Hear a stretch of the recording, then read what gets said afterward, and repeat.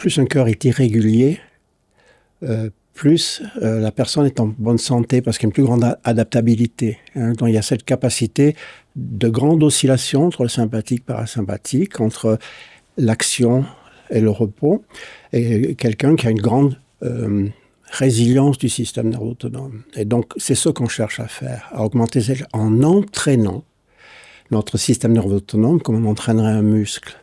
L'état qu'on appelle de cohérence cardiaque, et je n'aime pas ce mot parce qu'il médicalise le sujet, puis il garde le cœur qui n'est que le marqueur. L'entraînement va se faire par petits moments pour la vie de tous les jours, quoi. Donc, avoir quelques minutes par jour, 15-20 minutes par jour, c'est tout simplement prendre un temps pour la respiration.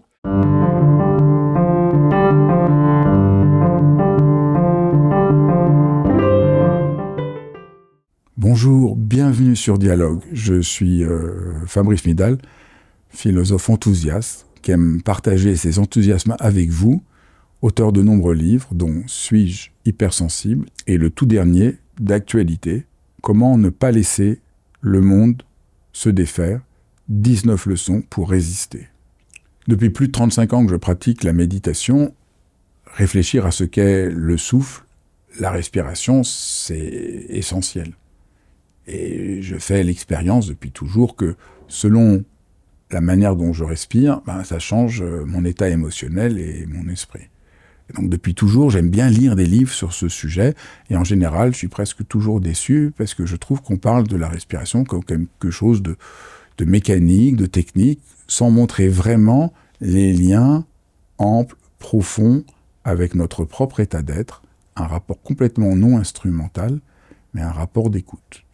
Je crois que ce qui est central, c'est qu'il ne s'agit pas de manipuler notre respiration, comme on manipule aujourd'hui un peu beaucoup trop de choses, mais de redécouvrir son ampleur, sa profondeur et sa puissance.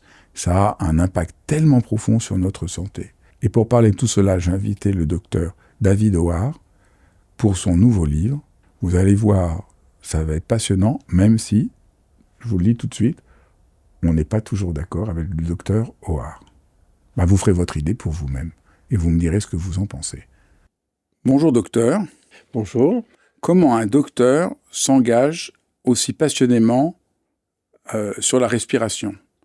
Comprendre les souffles et comprendre le lien entre les souffles, la santé et l'état émotionnel.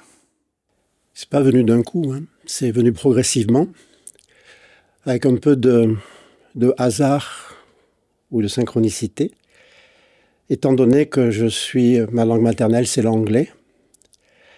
Un jour, on m'a demandé de traduire une notice explicative pour un logiciel de guidage respiratoire qui enregistrait la fréquence cardiaque. C'est à la fin des années 90. Et donc, j'ai reçu le logiciel, qui était un prototype, et où on branchait la personne sur un capteur auriculaire, et on voyait ce qu'on pouvait modifier dans la fréquence cardiaque avec la respiration. C'est comme ça que les choses, l'étincelle s'est faite. Ben oui, parce que moi, ça a été une découverte de voir l'importance de la respiration, et je suis un passionné de physiologie. Dans ce que j'écris, il n'y a pas une seule ligne, pas un seul paragraphe qui ne soit étayé par une étude, une publication. Donc j'essaie d'être très scientifique en étant très cartésien et médecin.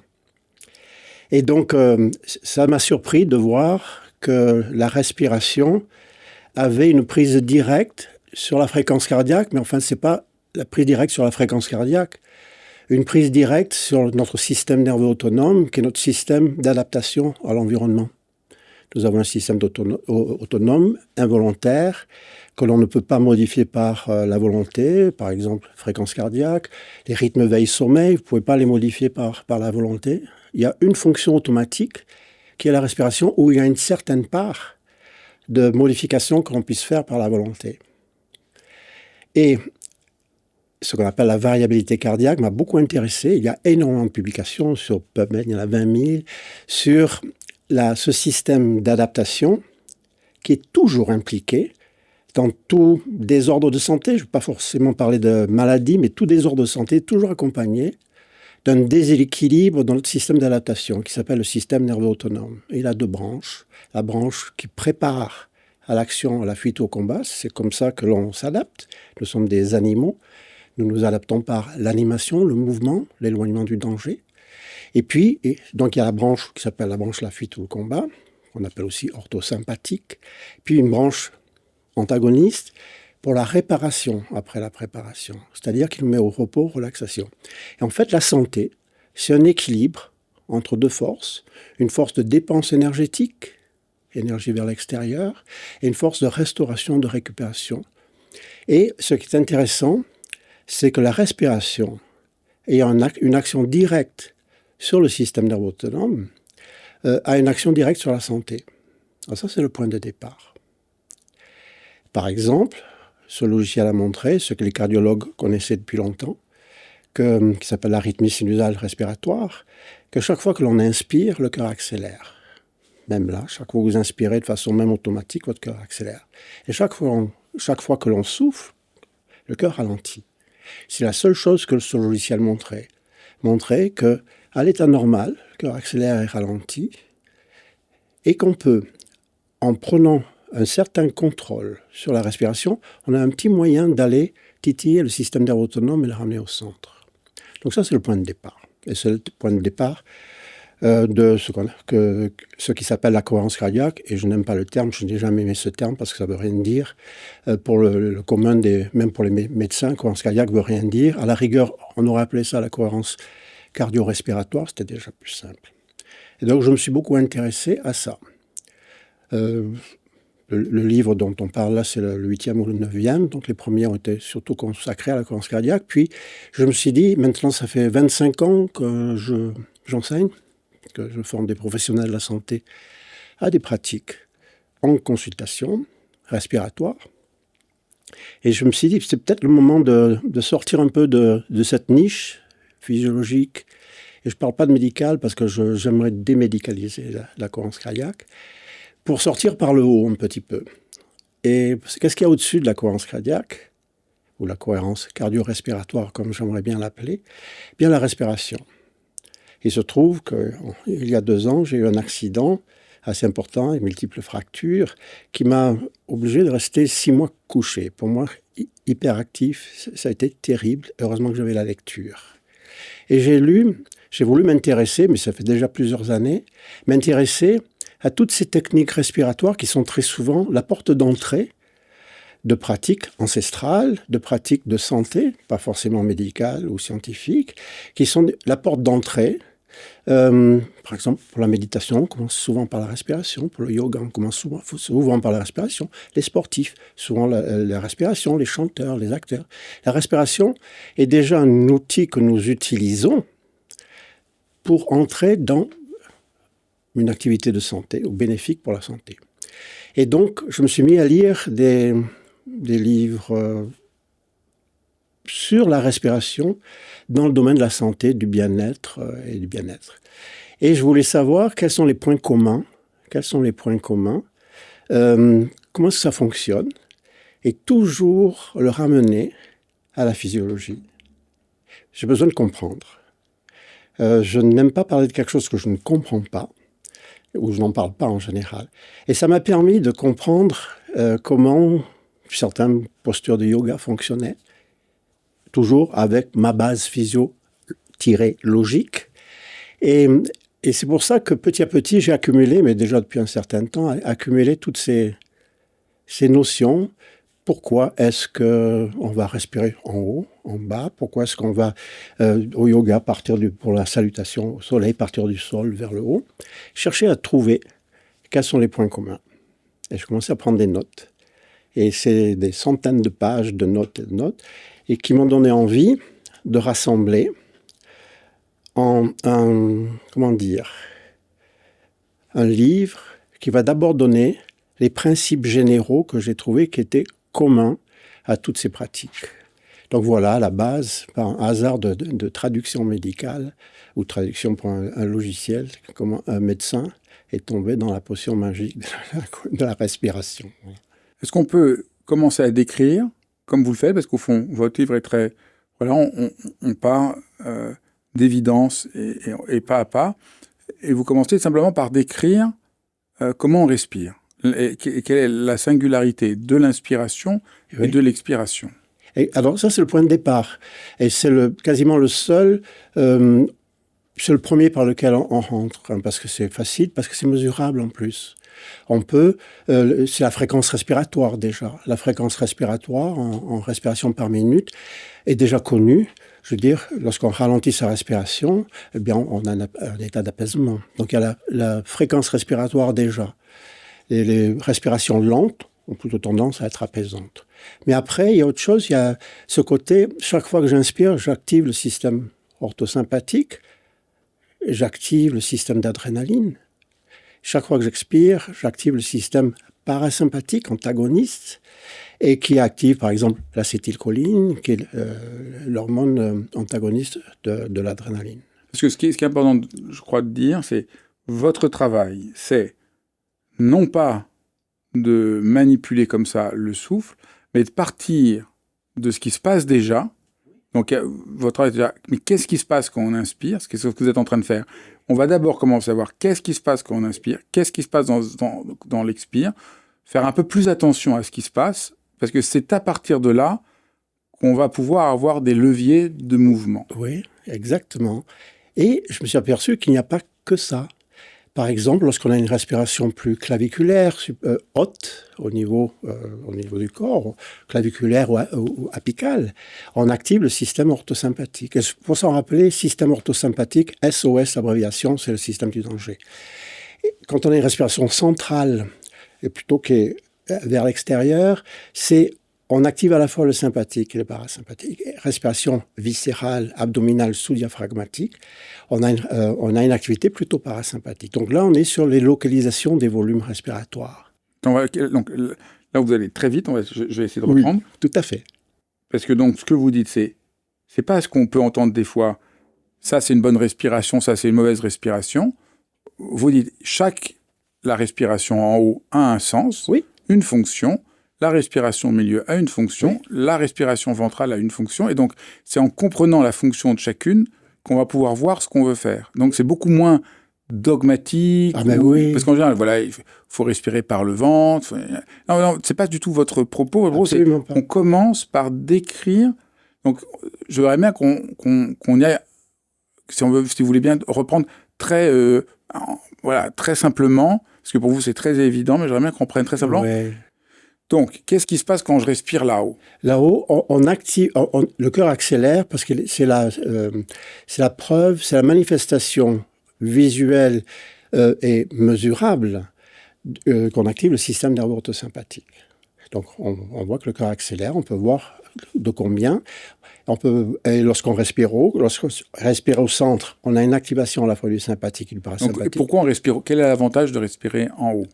Mais, alors, par rapport à respirer en haut, ça n'a pas beaucoup d'avantages. Ça n'a pas beaucoup d'avantages parce que dans le monde, actuellement, dans notre environnement qui est plutôt stressant, une respiration supérieure, c'est la respiration des gens stressés en général. Déjà, ils sont naturellement stressés. On le voit très vite.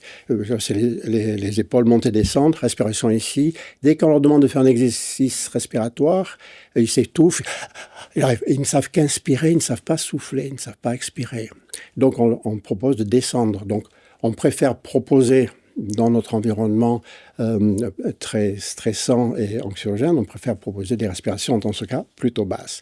Mais ce n'est pas tout, parce qu'on peut continuer. On peut continuer, par exemple, avec les mouvements. Un mouvement, par exemple, avec les bras, je fais attention de ne pas renverser quelque chose. Dès qu'un mouvement part du centre du corps et va vers l'extérieur, on stimule le sympathique. Dès qu'un mouvement va rapprocher vers l'intérieur, on stimule le parasympathique. Et d'ailleurs, même au niveau du langage corporel, c'est extrêmement intéressant. Parce que le système nerveux parasympathique est en plus un système qui favorise le rapprochement social, qui fait sécréter une hormone très particulière. Je reste toujours très attaché à l'explication physiologique, qui fait sécréter de l'ocytocine en particulier, qui est une hormone très parasympathique. Donc le fait de faire ça active le parasympathique. Le faire ça active le sympathique. Le fait de partir de mouvement d'en bas vers le haut, on active le sympathique. Et c'est tout ça, des choses que j'ai découvert au fur et à mesure. Mais là aussi, en fait, toutes les pratiques respiratoires, quelles qu'elles soient, utilisent les mêmes leviers, comme vous avez dit. Moi, j'aime bien parler un petit peu comme d'une télécommande. On a une télécommande, il y a plusieurs boutons qu'on va activer. La première, c'est la durée de la respiration. La deuxième, c'est par exemple le rapport inspiration-expiration. Pas forcément en secondes, mais en temps. Je vais inspirer pendant 5 temps, souffler pendant 5 temps. On égalise le système nerveux autonome. On se met dans un état neutre. Et on peut aller encore plus loin si on ajoute l'imagerie mentale. Une image mentale apaisante, douce, va activer le parasympathique. Et donc, j'ai répertorié un petit peu tout ce qui a été publié comme facteur renforçateur de la respiration pour en faire des recettes un petit peu, où on va mélanger des ingrédients. Donc, il y a tous ces ingrédients qui viennent modifier notre physiologie avec pour but de la ramener au centre, de la renforcer, de revenir au neutre, parce qu'on a en médecine ce qu'on appelle l'homéostasie. L'homéostasie, c'est la capacité de garder stable un milieu intérieur stable face à un environnement instable, de revenir au centre. Et donc, le but de ces pratiques respiratoires, dans un premier temps, c'est un recentrage, revenir au centre.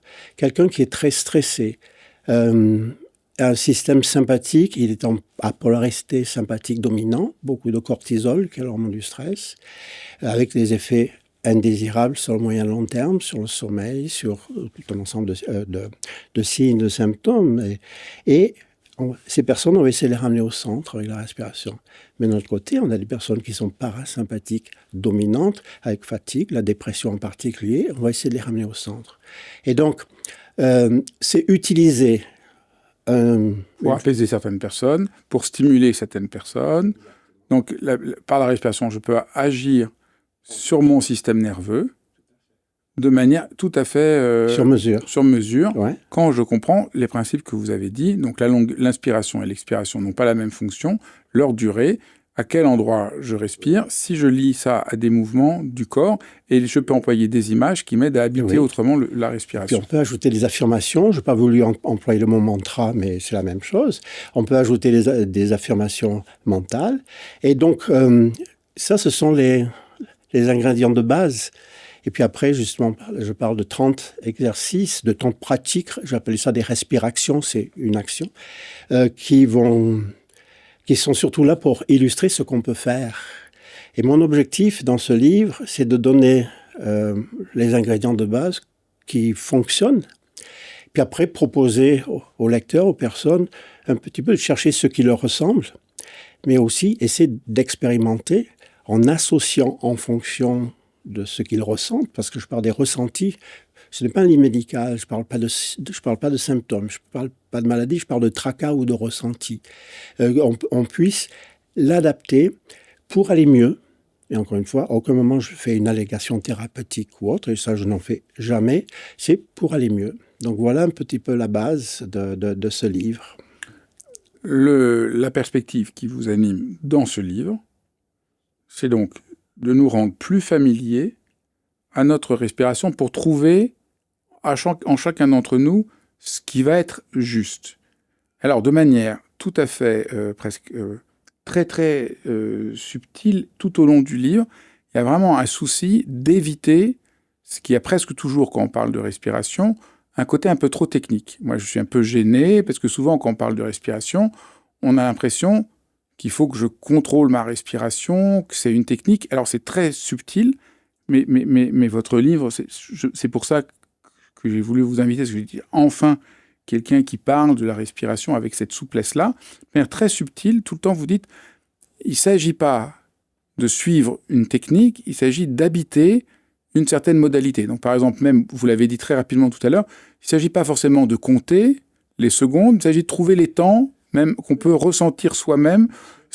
Donc par plein d'endroits, par le fait que vous employez des images, et vous dites ceci, à force de s'en remettre uniquement à des repères extérieurs, on peut finir par s'éloigner de soi. Et en général, c'est souvent comme ça que présenter la respiration. Moi, j'ai fait des exercices quand j'étais jeune professeur, je perdais ma voix, j'ai été voir un phonatre, j'ai fait des exercices de respiration. Quand même, j'avais l'impression de devoir suivre quelque chose comme une sorte de forme extérieure, technique que je devais suivre. Et donc, en lisant le livre, mais c'est pas du tout ce que j'ai appris, c'est pas du tout ce que je vois dans la plupart des livres. Il s'agit vraiment de réhabiter sa respiration, de comprendre ces différents principes. Donc, on devient beaucoup plus acteur d'une compréhension. Tout à fait. Et c'est, bien sûr, par exemple, si on veut pratiquer, égaliser le temps inspiratoire et expiratoire, c'est un des exercices de base. Je veux dire, on va quand même au départ faire un décompte mental, mais enfin, on s'en fiche si c'est des secondes ou non. C'est juste qu'il y ait une même durée. Parce que c'est vraiment la durée passée en inspiration qui va activer le système orthosympathique pendant cette même durée, et la durée, donc, si on compte jusqu'à 3, à condition que en montant et en descendant, c'est la même chose, ça suffit. Mais il est quand même parfois plus simple de commencer avec un guide respiratoire, parce qu'on me dit, parfois, on me parle de la cohérence cardiaque, c'est la bille qui monte et qui descend, parce que la plupart des guides respiratoires, c'est ça. Mais moi, je suis pour l'autonomie, de pouvoir s'en détacher de ces guides externes en 2 ou 3 semaines. Donc, c'est du ponctuel. Et encore une fois, il n'y a pas de dogme, il n'y a pas de bonne et de mauvaise respiration. C'est d'aller en douceur, c'est de revenir au centre. Parce qu'il y a une dimension que nous n'avons pas encore vue, c'est la dimension émotionnelle.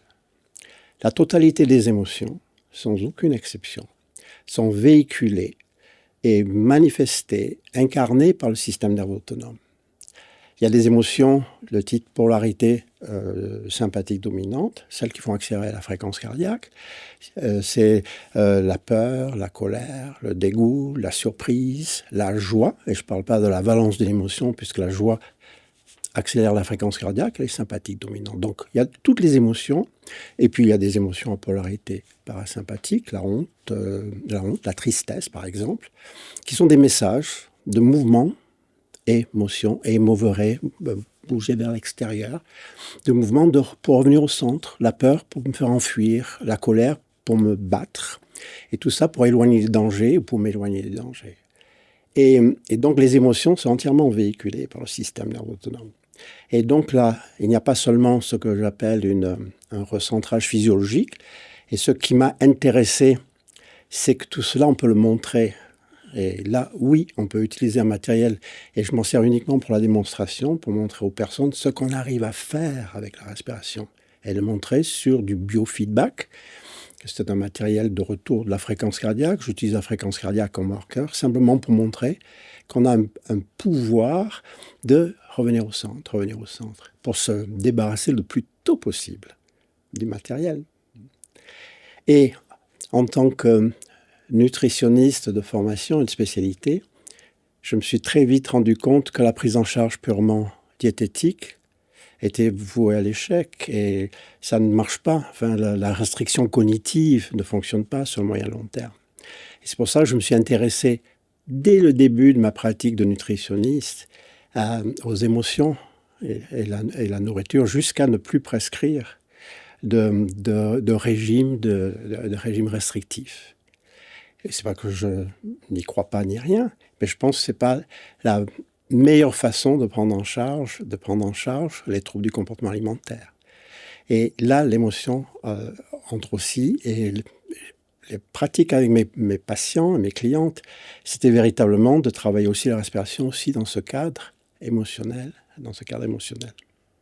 Alors,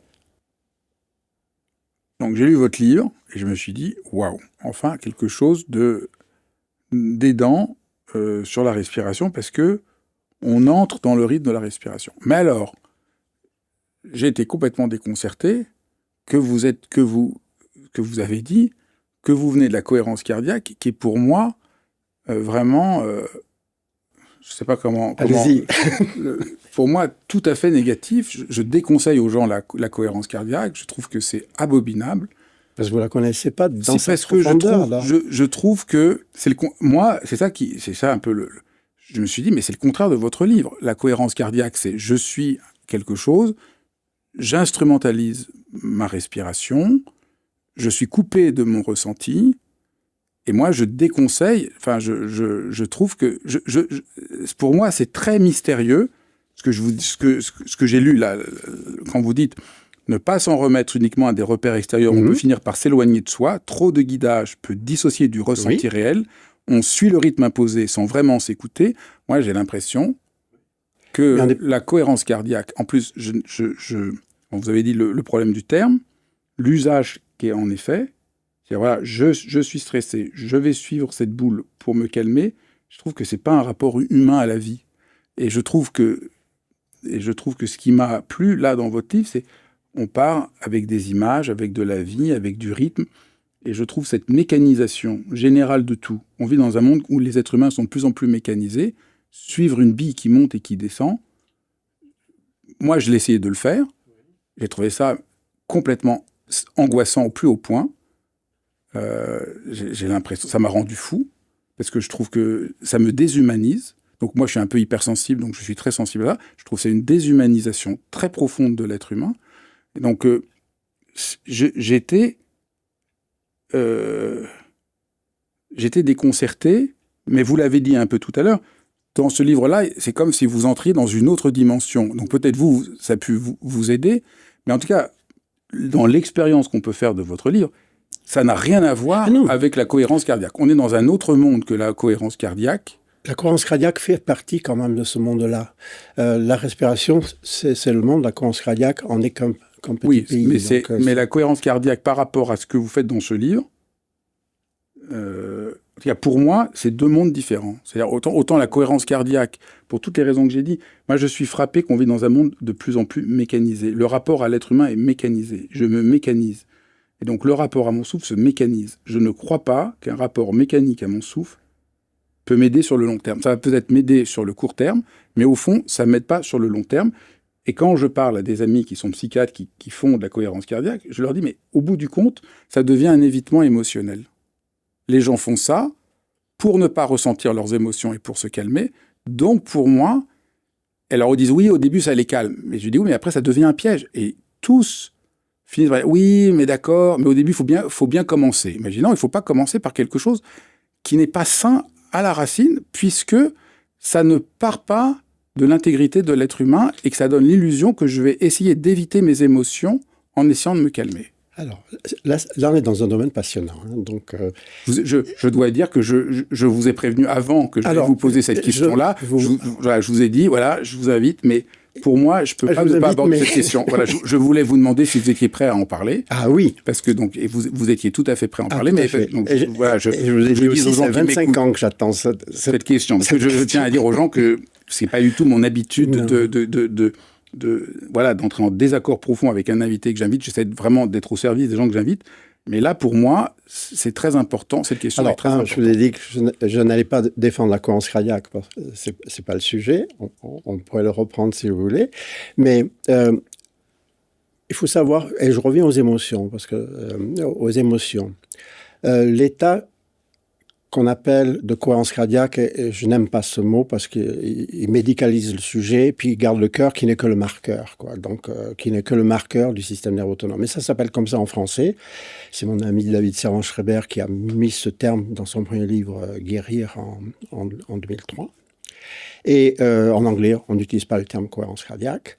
On utilise HRV training, l'entraînement de la fréquence cardiaque. On va chercher à modifier la fréquence cardiaque sur une courte durée pour faire des retours au centre. Et on peut passer par du matériel pour voir ce que ça donne. Mais moi, je cherche mes patients, je n'ai plus de patients, mais les personnes que je forme et que j'ai formées, à se libérer le plus tôt possible de ce matériel. Ce matériel sert pour démontrer, pour comprendre et expliquer. Quand on peut montrer ce qu'on peut faire, et donc parce que c'est mesurable et la santé peut se mesurer, on a un marqueur de santé qui s'appelle l'amplitude de la variété cardiaque. C'est un marqueur de santé reconnu depuis les années 50 qui montre que plus un cœur est irrégulier, plus la personne est en bonne santé parce qu'il y a une plus grande adaptabilité. Donc il y a cette capacité de grande oscillation entre le sympathique et le parasympathique, entre l'action et le repos, et quelqu'un qui a une grande résilience du système nerveux autonome. Et donc, c'est ce qu'on cherche à faire, à augmenter en entraînant notre système nerveux autonome comme on entraînerait un muscle.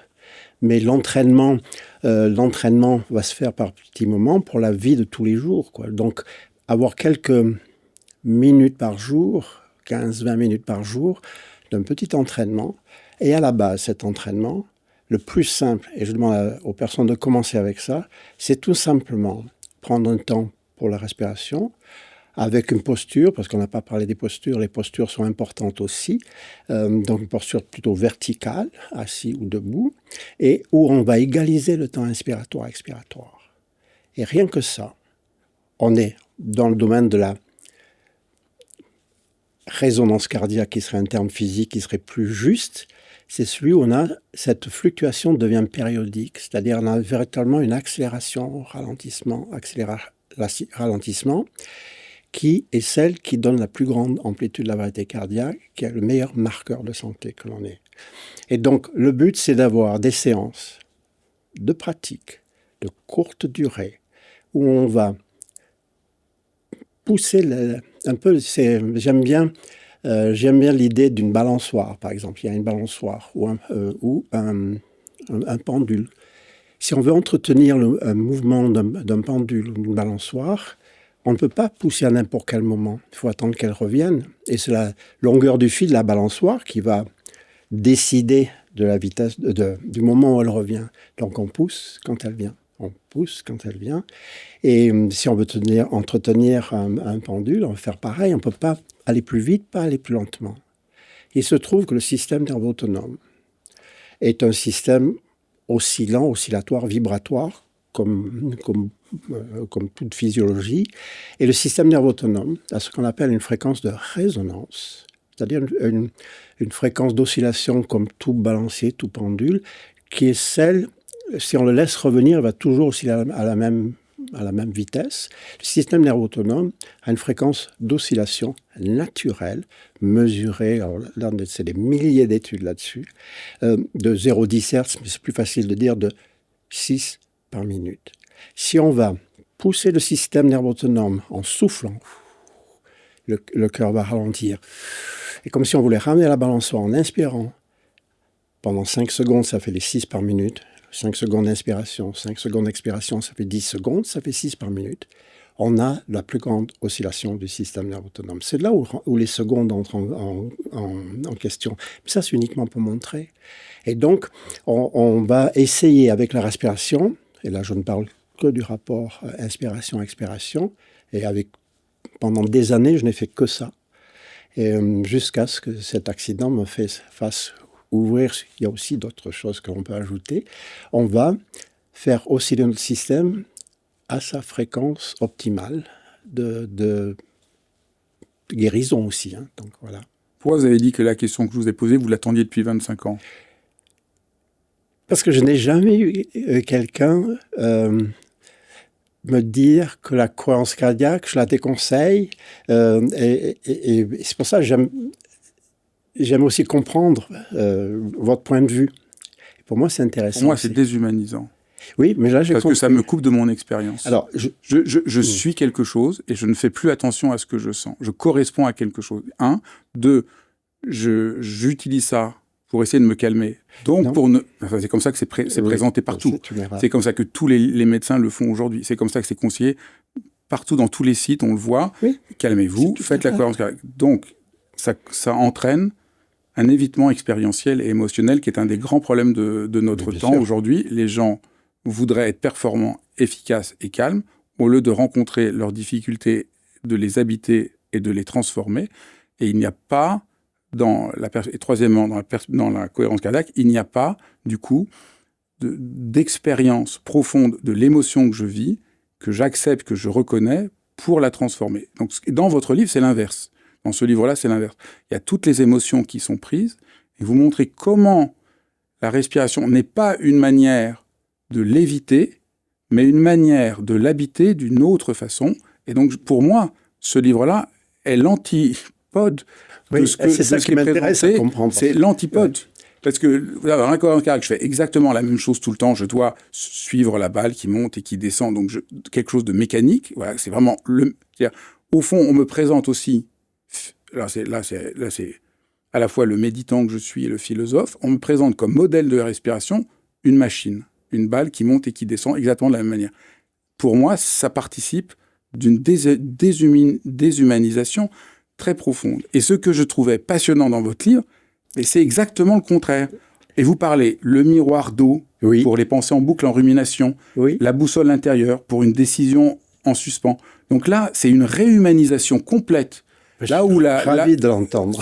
C'est l'alliance, perte de confiance en soi. Et donc, vous vraiment, la respiration devient non plus quelque chose que je dois faire, mais quasiment le miroir de mon être. Moi, je suis dans la méditation, on dit souvent que le souffle, c'est ce qui permet la meilleure manière de lier ensemble le corps et l'esprit. Et par le souffle, je peux agir sur mon corps et sur mon esprit, c'est le passage. Et donc, je trouve que votre livre rejoint une connaissance spirituelle très profonde, qui est très oubliée parce que nous sommes entièrement pris par un modèle technique, comme je l'ai dit. Donc, c'est ça que j'ai trouvé passionnant dans votre travail, même si je vois que vous êtes un peu comme Monsieur Jourdan.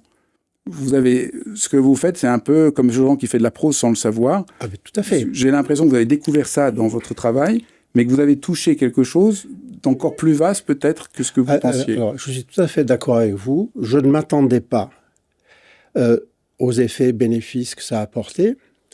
Je ne m'attendais pas à trouver tant de coïncidences dans des pratiques.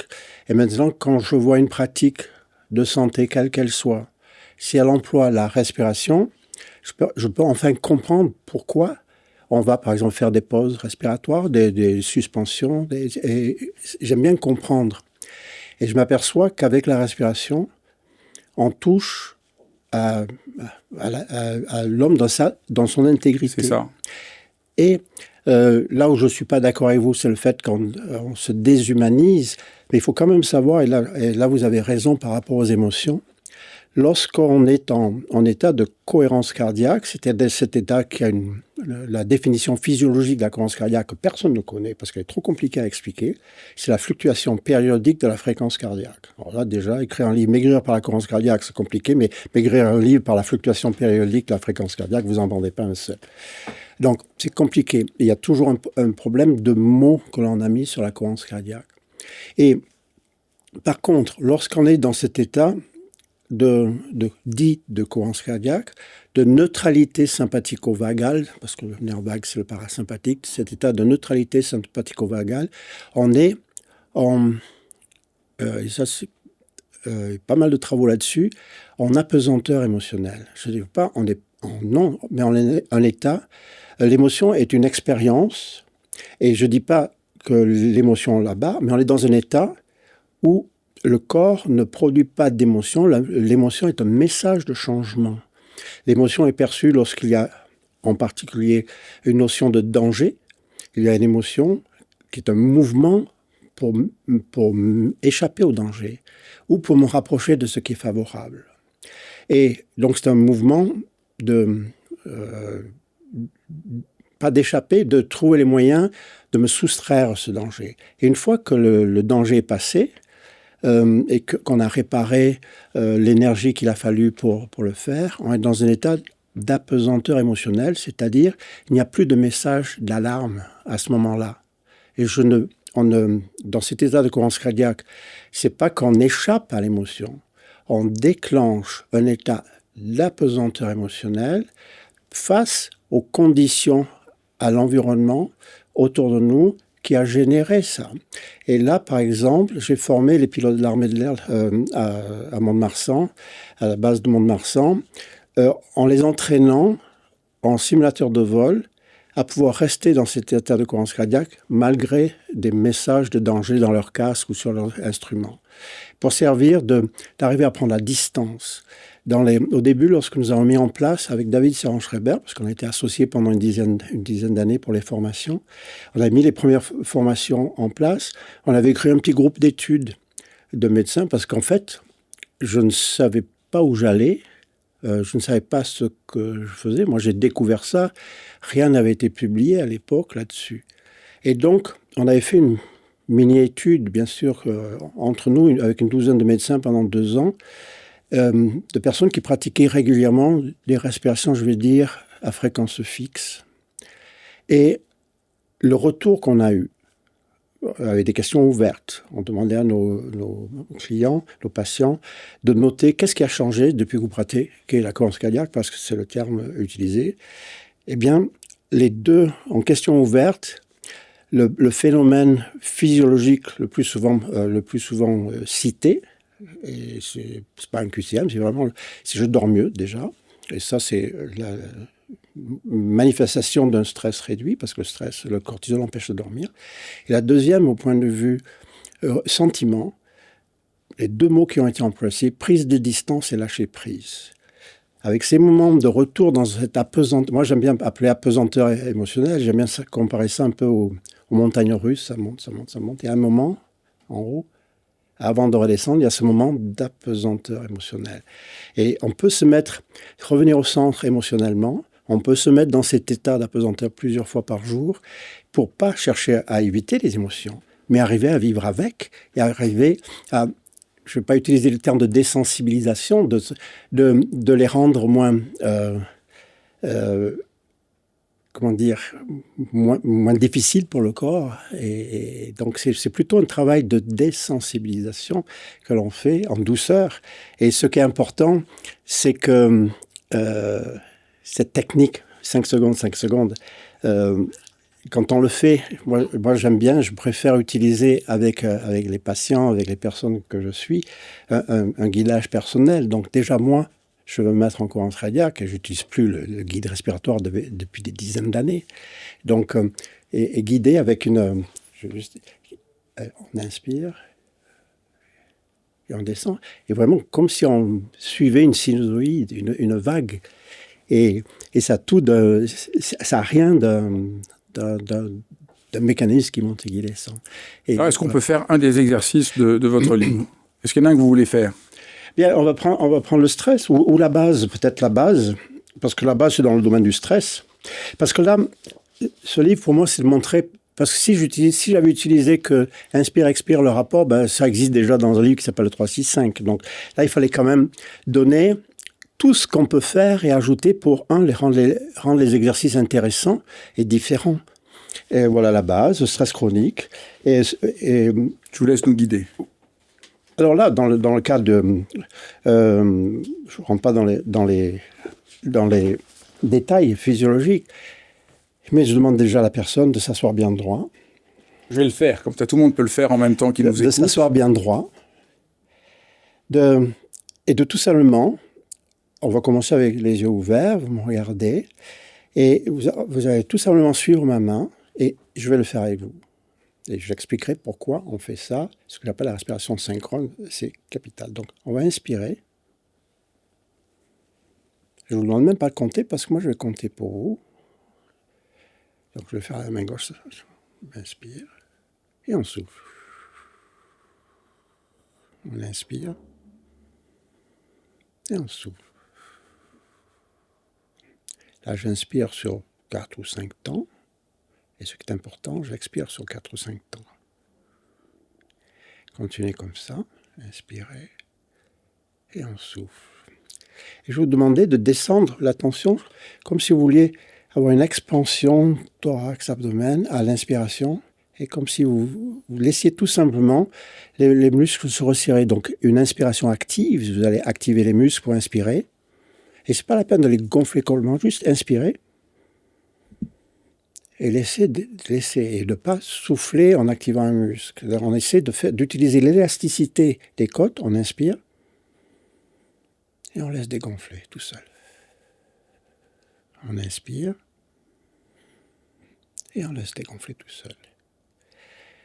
Ce petit exercice, en 10 à 20 secondes, c'est-à-dire en 1 ou 2 respirations, entraîne ce recentrage physiologique, cette apesanteur émotionnelle.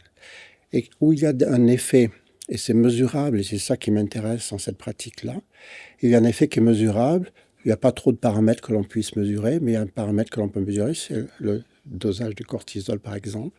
Un exercice pratiqué là, quelques minutes, je ne sais pas beaucoup, 3 à 5 minutes, a un effet sur le cortisol résiduel de plusieurs heures. Et c'est pas que le cortisol n'est pas l'ennemi, c'est l'ennemi quand il y en a trop. Et justement, on ne cherche pas à être un anti-cortisol. Au contraire, c'est le cortisol qui m'a réveillé ce matin. C'est grâce au cortisol que je me lève le matin. Et donc cet exercice a montré ses bénéfices dans le domaine du stress. Ce petit exercice que nous avons fait ensemble, il n'a pas duré assez longtemps pour avoir de l'effet, mais on l'aurait fait 5 minutes, c'est-à-dire 30 respirations environ. 30 respirations environ a un effet résiduel au niveau physiologique qui a été mesuré par plusieurs composantes dans le cortisol, dans la DHA aussi, qui a une augmentation de la DHA, qui est l'antagoniste du cortisol. Et donc, on a rééquilibré ce système pour certains 3-4 heures. C'est ce qui explique que la pratique respiratoire, où on égalise le temps respiratoire, va nous mettre au centre. Mais, et là on a utilisé ce que j'appelle la base, je ne vais pas ajouter les mantras, les affirmations, je ne vais pas ajouter l'imagerie mentale, c'est parce que là on part sur une pratique régulière, répétée, puisque la durée c'est quelques heures. Donc on part sur une pratique, je vais dire, pendant combien de temps je vais devoir le faire? Je veux dire, c'est une pratique de routine, c'est une pratique de vie, d'hygiène de vie. Si on veut des effets à moyen long terme, on pratique par jour. Mais je ne vais pas dire 3 fois par jour, 6 respirations par minute pendant 5 minutes. C'est un moyen mnémotechnique que j'ai trouvé pour intéresser les personnes à le pratiquer. Et là je ne parle pas de cohérence cardiaque, mais je tourne toujours autour de cette...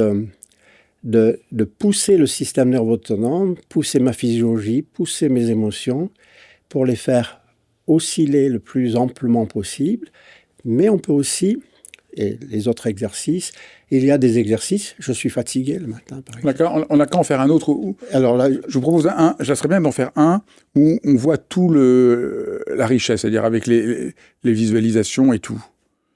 Mais peut-être on pourrait faire, je ne sais pas... J'aime bien, je trouve que c'est pas mal peut-être trouver l'équilibre avec les autres. On pourrait faire on vient un conflit relationnel par exemple, la trame. Alors, moi je vous propose de faire la trame. Alors, c'est dans la trame 230. Bien sûr, ce livre a été fait pour ça, pour officiellement faire le tout. Donc la trame, c'est parce que j'étais parti de l'image d'un tissu qui était froissé. Donc, les noms, je les ai donnés pour augmenter l'imaginaire. Je trouve que c'est bien si vous le guidez, on peut prendre le temps, et puis allez-y avec les phrases que vous conseillez, les images. Je trouve que c'est précieux.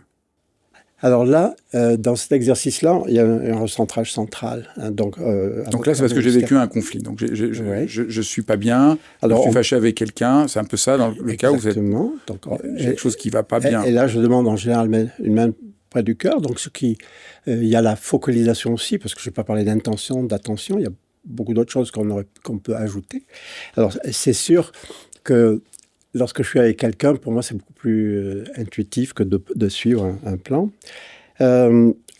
Et la phase de l'inspiration, donc là, c'est pareil. On va utiliser une égalisation. Là, je mets 4 temps sur une respiration. Je ne cherche pas à ralentir trop. C'est une respiration un peu plus rapide qu'on va utiliser.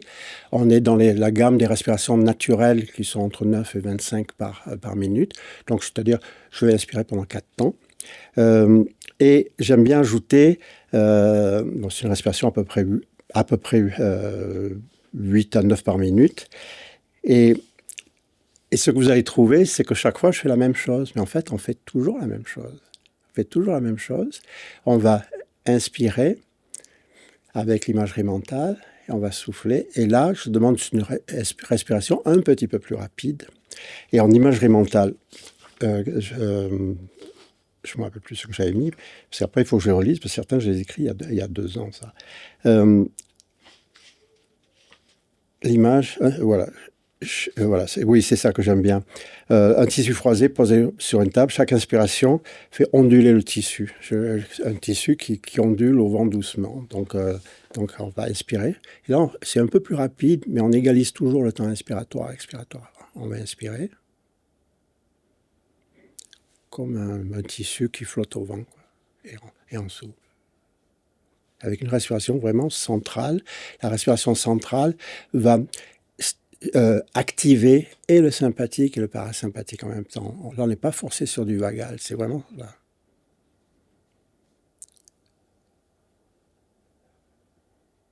C'est sûr que c'est pas spectaculaire. Et à la base, on fait toujours la même chose.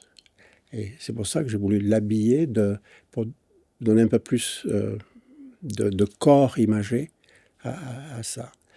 Et cet exemple-là, il y a d'autres exemples où on va plutôt... Peut-être avec cet exercice, vous pouvez lire les phrases que vous conseillez de faire. Oui, oui, c'est vrai. Pour qu'on voit vraiment... parce que donc, on a l'image du tissu qui se lève et qui se baisse. Alors, vous avez précisé que la respiration avait lieu au milieu du corps. Oui. On met la main sur le cœur. On met la main sur la trame, c'était c'est 230. Et vous avez tout un travail sur les phrases qui est très beau. Alors, il y a 5 phrases à chaque fois. Voilà, 5 affirmations à mesurer. Et on ne lit pas les 5. Je veux dire, chaque fois, on répète la même. Hein, on en choisit. Prenez-en une. Voilà. Je ne peux pas tout réparer, mais je ne peux pas tout réparer, mais je peux me réparer. Et c'est, entre guillemets, je donne l'explication que j'ai accepté mes limites, ouvre le chemin du soin. Je peux être en paix, même sans accord. La paix intérieure ne dépend pas des autres, même sans accord des autres. Ce lien m'a blessé, il peut aussi m'enseigner. Chaque blessure porte une leçon à accueillir. J'ouvre un espace, pas une plaie, avec l'ouverture, fermeture. Mon souffle me relie à ce qui est vivant.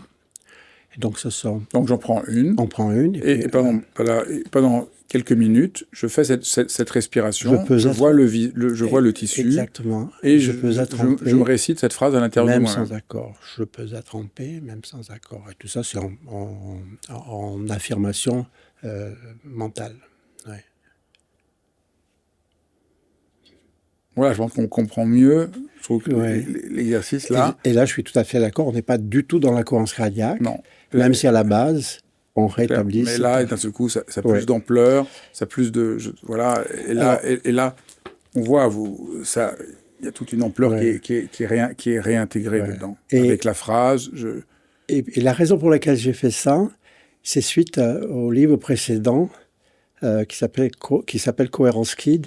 Parce qu'on m'a demandé est-ce qu'on peut faire la cohérence cardiaque chez l'enfant. Et bien sûr, on peut pratiquer la cohérence cardiaque chez l'enfant.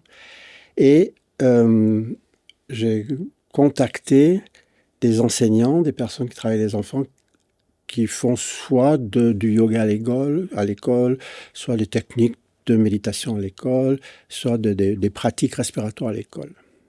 Et pour qu'ils me communiquent un petit peu les exercices qu'ils font. Et chez l'enfant, c'est surtout une enseignante au Québec, parce que je vivais à l'époque au Québec, il y a 7 ou 8 ans, avait inventé toute une série d'exercices avec une histoire derrière, pour les rendre intéressantes. Il y avait par exemple l'orchestre imaginaire, c'est-à-dire on a un accordéon. Ah, et celle qui vous a donné l'idée de faire ce livre-là comme ça. Le livre pour les enfants, il y a 47 exercices où il y a une histoire derrière pour intéresser les enfants. Sinon, et c'est toujours avec un accompagnement corporel. Par exemple, il y a le papillon. Et ça revient la main sur le cœur. Avec l'autre main, on fait un papillon. On fait respirer nos papillons. Et là, on ne s'occupe pas du tout des secondes. On fait tous respirer nos papillons en même temps. Et il y a la ménagerie imaginaire avec l'éléphant et sa trompe, avec l'aigle. Chaque fois, avoir des mouvements, partir du centre du corps vers l'extérieur, à l'inspiration, revenir vers l'intérieur, partir du centre à l'inspiration, revenir au centre à l'expiration. Et ça m'a donné envie d'imager et d'imaginer des exercices pour les adultes, pour les rendre palpables et pas tout simplement une bille qui monte et qui descend. Et là, je vous rejoins tout à fait. Et ça, c'est le but. Mais le but, c'est pas que... Le but, c'est de montrer toute la gamme de ce qu'on peut faire tout en faisant toujours pratiquement la même chose, mais en l'habillant de l'imagerie mentale, d'un Oui, mouvement et ça devient corporel. beaucoup plus vivant. Mais oui. On réhabite. Ce que je trouve beau, c'est qu'en faisant ces différents exercices, c'est comme la respiration cesse de devenir quelque chose d'un peu étranger, qu'on doit suivre, mais on la réhabite. Et au fond, on se rend compte qu'on est très coupé de la richesse de notre respiration. Et là, par exemple,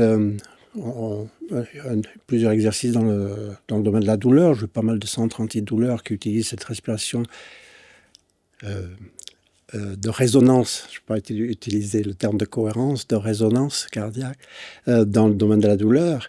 La douleur aussi est un message que le corps m'envoie, est un message de souffrance. Et selon que...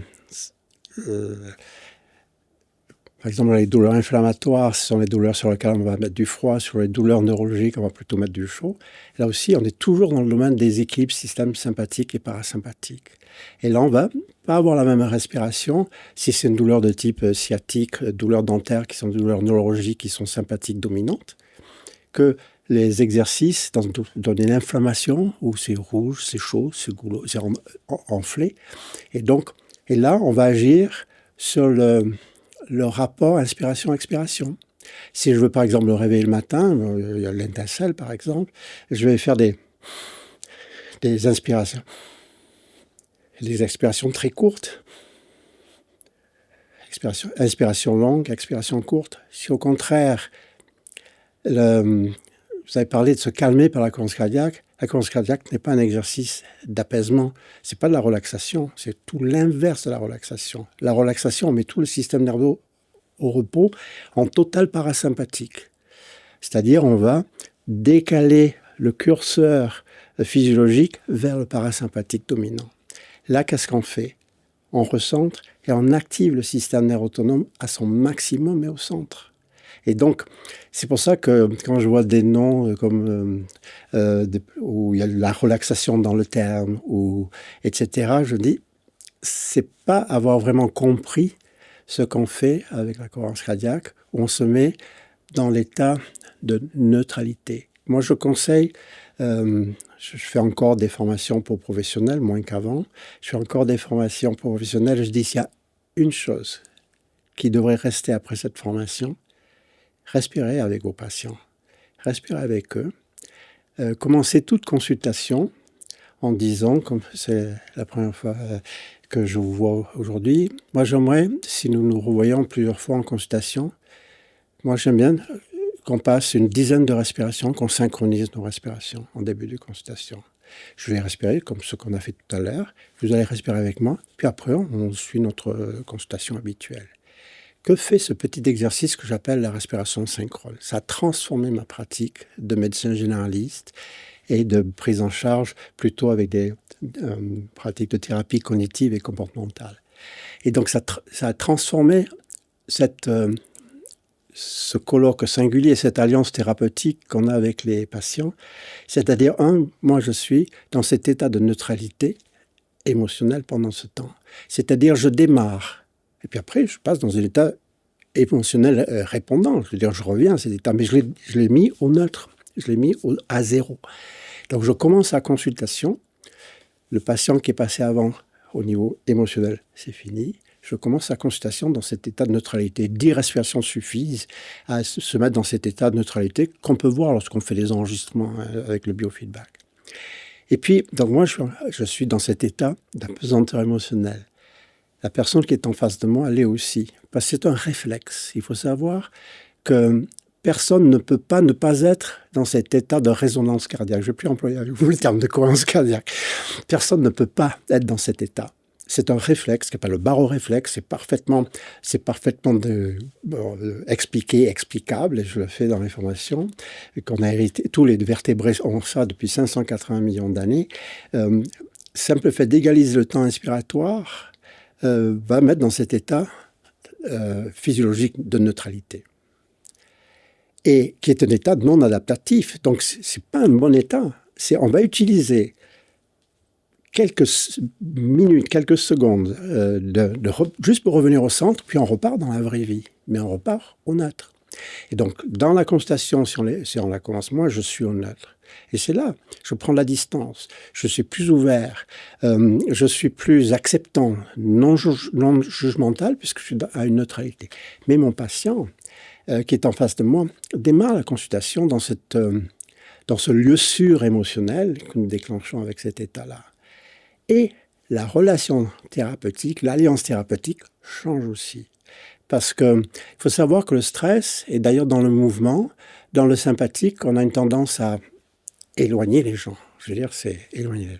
Et le parasympathique est rapprochant. Et d'ailleurs, il y a l'ocytocine, c'est une des hormones la plus parasympathique. C'est-à-dire, on l'appelle l'hormone de l'attachement et de l'amour. C'est vraiment un rapprochement. Et on est tous les deux dans un état, y compris hormonal, y compris social, de neutralité. Et ça crée ce qu'on appelle un lieu sûr aussi pour la relation. Et cette simple pratique de respiration synchrone, sur 10 respirations, c'est 1 minute et demie, sur 10 respirations début de consultation, change la vie du professionnel et la vie du patient. Et je dis à mes patients, aux personnes que je forme, c'est une petite pratique. Démarrez toute votre consultation par cette respiration. C'est comme dans ces films d'espionnage en noir et blanc, où les montres n'étaient pas électroniques. Avant de partir en mission, messieurs, synchronisons nos montres. C'est exactement ce qu'on va chercher à faire avant de partir en mission. La mission, c'est pas d'être neutre. Et je recommande à aucun sportif de haut niveau, avant un 100 mètres, de faire un exercice respiratoire de ce genre-là. Au contraire, on cherche à du tout sympathique. Et donc, c'est utiliser des petits moments choisis dans la vie où on se met au repos. Parce que si on n'est pas au repos, s'il y a une activité musculaire ou s'il y a une activité mentale, eh bien, on est en sympathique dominant. Donc, on décide, je me en position droite, on perd 30% d'amplitude si on est allongé.